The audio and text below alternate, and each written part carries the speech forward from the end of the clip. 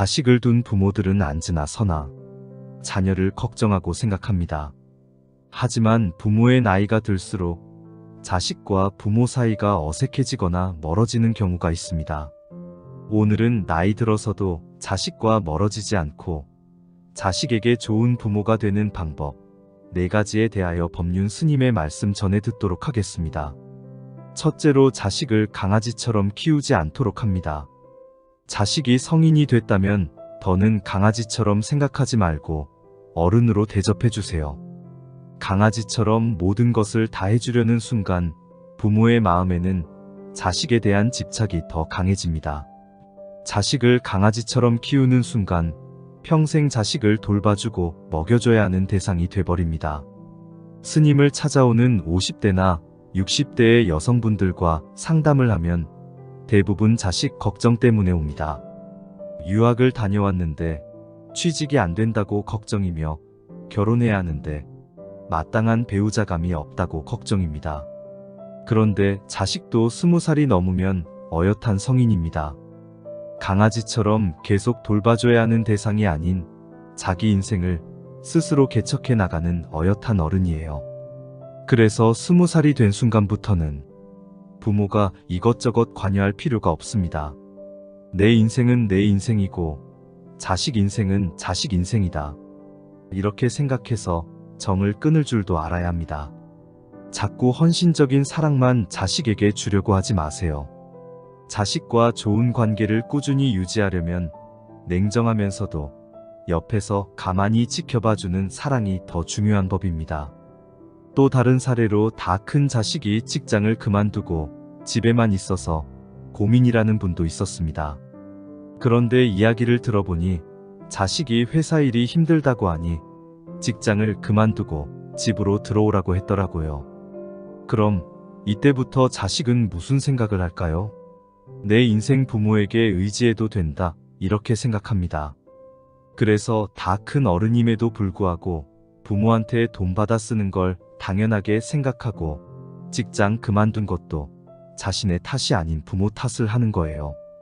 물론 요즘 젊은 세대들의 삶이 팍팍하다는 걸 알지만 만일 자식에게 돈을 주고 싶을 때도 그냥 주지 말고 차용증을 쓰도록 하세요. 그런 식으로 20살이 넘은 자식은 계속 어른 대우를 해줘야 합니다. 그래서 자식이 직장 취직하고 나면 그때부터 부모에게 빌렸던 돈을 조금씩 갚아나가게끔 만드세요. 이게 바로 성인이 된 자녀를 제대로 사랑하는 방법이자 자식과의 거리가 멀어지지 않는 방법입니다. 두 번째로 자식에게 좋은 부모가 되고 싶으면 너 위해서라는 말은 하지 마세요. 자식 어렸을 적부터 자꾸 이런 소리를 하면 자식이 성인이 되고 났을 때 부모와 원수지간이 됩니다. 자녀를 위해서 기도할 때도 마찬가지예요. 내가 지금 기도를 드리는 행동은 나 자신을 위한 마음이라고 생각해야 합니다.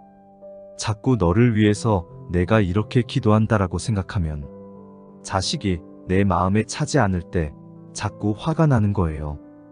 그래서 나는 자식을 위해서 이렇게까지 기도하는데 자식은 변하는 게 하나도 없다고 하면서 괴롭다고 합니다. 자식을 위해서 기도한다고 자식이 내가 원하는 방향으로 꼭 바뀌어야 하나요? 그건 자식을 위한 기도가 아니라 그저 나를 위한 기도일 뿐입니다. 내 마음 편하게 하자고 기도드리는 것을 자꾸만 자식을 위한 마음으로 희생하고 있다고 생각하지 마세요. 그저 묵묵히 기도드리고 자식을 지켜봐주면 자식도 어느 순간 부모에게 감동을 받게 됩니다. 엄마의 정적인 희생이나 기도를 보면서 아이가 감동하고 저 스스로 변하게 되는 거예요. 저 스스로 감동하여서 저절로 변한 자식들은 결국 성인이 되고 났을 때 부모와의 거리가 멀어지지 않아요. 나를 위해 희생하고 애썼다는 것을 자식들이 이미 알고 있기 때문입니다. 그러니 108배 절이든 기도든 모두 나를 위한 행동이라고 생각하세요. 기도드리는 근본과 108배 절의 본질만 생각한다면 108배를 할 때도 내 마음이 기쁘고 기도를 드릴 때도 그것 자체로 내 마음이 행복합니다. 세 번째로 자식은 나와 다르다는 생각을 가지세요.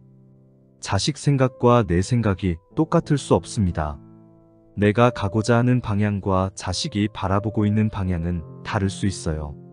그럴 때마다 나는 옳고 너는 그르다는 식의 이분법적 사고로 자식을 대하면 그런 행동이 바로 자식과 멀어지는 길입니다. 자식은 내 부속물이 아니에요. 그래서 내가 이렇게 해라 저렇게 하라 할 수가 없습니다. 무엇을 하든 옳고 그름은 없습니다. 그냥 내가 생각하는 것과 자식이 생각하는 것이 다르다는 것을 인정하도록 하세요. 서로의 생각이 다를 뿐이지 누가 옳고 누가 그르다는 것은 없습니다. 나와 자식이 생각이 서로 다르다고 생각해야지 나는 옳고 자식은 그르다 이렇게 할 수가 없어요. 이런 마음이 결국 중생에게는 고통으로 전달되는 겁니다. 내 생각을 자꾸 주입하는 부모라면 서로의 견해가 다를 수 있다. 취미도 다를 수 있고 습관도 다를 수 있다. 이렇게 자꾸 생각하세요. 이런 생각을 하지 못하면 자꾸만 자식과 다툼이 일어나게 됩니다. 내 입장에서만 생각하지 말고 자식 입장이 돼보도록 하세요. 자식도 사람인지라 내 입맛에 맞게 변할 수 없습니다. 내 마음가짐을 바꾸는데 초점을 두도록 해야 합니다. 내가 무엇인가를 말했을 때 자식이 싫다고 하면 그만입니다. 제 입장에서는 그럴 수 있겠구나 하고 털어버리세요. 이런 마음이 자꾸 들지 않으면 108배 기도를 하면서 수양하도록 하세요. 자꾸 내 생각이 맞다고 고집부리는 순간 소중한 내 자식과는 거리가 멀어집니다. 다음으로 자식 앞에서 배우자 흉을 보거나 배우자를 함부로 대하지 마세요. 예전에 20살이 넘은 청년이 스님을 찾아와서 아버지와 연을 끊고 싶다고 한 적이 있습니다. 어머니는 자신을 위해서 희생하셨는데 아버지는 자신을 위해 해준 것 없이 대접받기만 원한다는 거예요. 그런데 이 청년이 그런 마음을 가지게 된 것에는 엄마의 영향도 매우 큽니다. 엄마가 자식을 임신했을 때 남편에 대한 미움이 있으면 그 무의식의 마음이 자식에게도 전달됩니다. 자식들이 성장하는 과정에서도 그래요. 용돈을 줄 때도 엄마가 몰래 주는 거야. 아빠가 몰래 주는 거야. 이런 이야기 하지 마세요. 돈을 줄 때도 아빠가 없으면 아빠가 힘들게 벌어서 이렇게 주는 거야. 이렇게 배우자에 대해 좋게 이야기해 줘야 합니다. 자꾸 배우자 몰래 뭔가를 자식에게 해주게 되면 자식의 중심축이 흔들리게 돼요. 몰래 해주는 엄마는 나에게 좋은 사람이 되는 거고 아버지는 나쁜 사람이 되는 겁니다. 실질적으로 보면 아빠가 잘못된 것이 없습니다. 아버지도 자식들을 위해서 희생하고 열심히 돈 벌어오고 일하는 건데 이렇게 되면 중년 이후에 아버지도 매우 큰 상처가 됩니다. 젊은 시절 자식을 위해 가족을 위해 희생하며 살았는데 자신을 찾지 않는 자식들 때문에 상처받게 돼요. 그래서 자식 앞에서 배우자를 함부로 대하는 것도 좋지 않고 흉보는 것도 하지 않아야 합니다. 자꾸 이런 모습을 보여주면 자식이 성년이 되고 난 이후 결혼 생활에도 큰 장애가 돼요. 부부 사이도 마찬가지입니다. 어렸을 적부터 어머니가 아버지를 함부로 대하거나 아버지가 어머니를 함부로 대하면 자식도 똑같이 변합니다. 어머니가 아버지를 함부로 대하면 자식도 아버지를 무시하고 함부로 대하게 돼요. 자식 앞에서 이런 행동을 했다면 지금부터라도 참회 기도를 해야 합니다. 그래야만 내 마음속의 카르마도 치유가 되고 자식 마음의 카르마도 치유가 됩니다. 내가 자식 앞에서 배우자 흉을 봤습니다. 죄송합니다. 참회합니다. 이렇게 기도하며 배우자에게도 진심으로 사과하세요. 지금의 배우자와 이혼하지 않고 계속 살 거면 참회하고 사과할 줄도 알아야 합니다.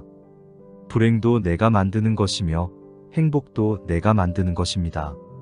자식과의 관계도 마찬가지입니다. 내가 자식을 어떻게 대하느냐에 따라서 관계가 원만할 수 있고 틀어질 수도 있는 법입니다. 항상 주어진 상황과 조건 속에서 자식과 좋은 관계를 유지하는 방향을 생각하도록 하세요.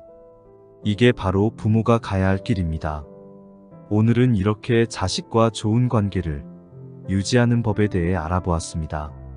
항상 긍정적으로 생각하고 자식과 행복하게 살기를 바랍니다.